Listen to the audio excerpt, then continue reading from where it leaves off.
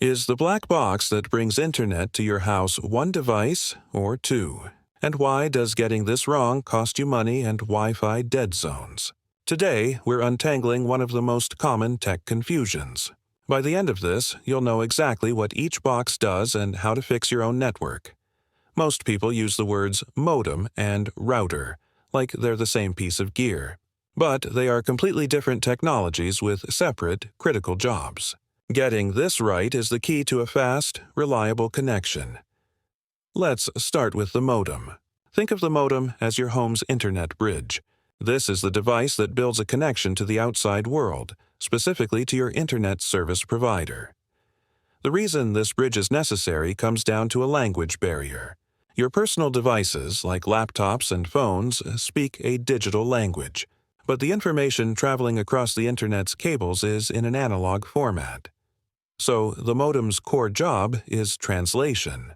It takes incoming analog data from your provider and converts it into a digital signal your computer can understand. This process is called demodulation. And for data you send out, it does the reverse, modulating your digital signal into analog for its journey. Your modem is the universal translator for the web. That's actually where the name comes from.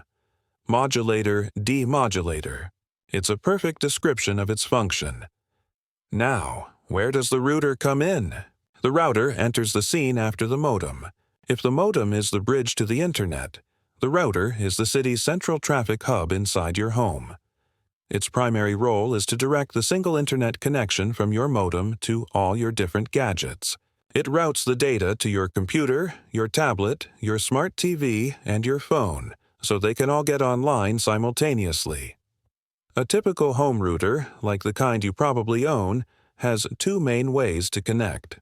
It has physical ports, which is a built-in switch for wired Ethernet connections, and it broadcasts a Wi-Fi signal so your wireless devices can join the network. Technically, if you only had one single computer that needed the web, you could plug it directly into the modem. But who has just one device anymore? For any modern household, you need that traffic director. You need a router. Now, just like there are different types of roads, there are different types of modems. The two most common are cable and DSL. Your internet type dictates which modem you need. Cable modems connect using a thick coaxial cable, the same kind used for cable TV.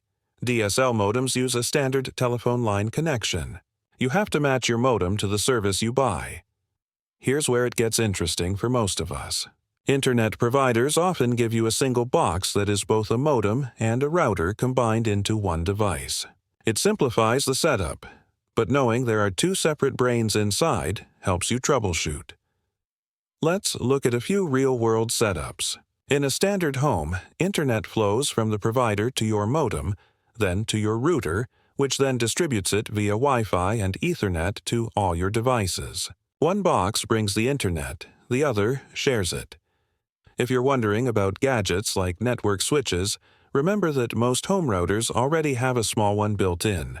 You'd only need an extra switch if you had more wired devices than available ports. So, to recap the entire data journey, the World Wide Web sends data to your modem, which translates it. That translated data passes to your router, which intelligently delivers it to the correct phone, computer, or game console. Understanding this distinction saves you from buying the wrong equipment and helps you pinpoint where problems are when your connection fails. If this cleared things up, hit the like button and follow IG Explain for more tech insights you can actually use.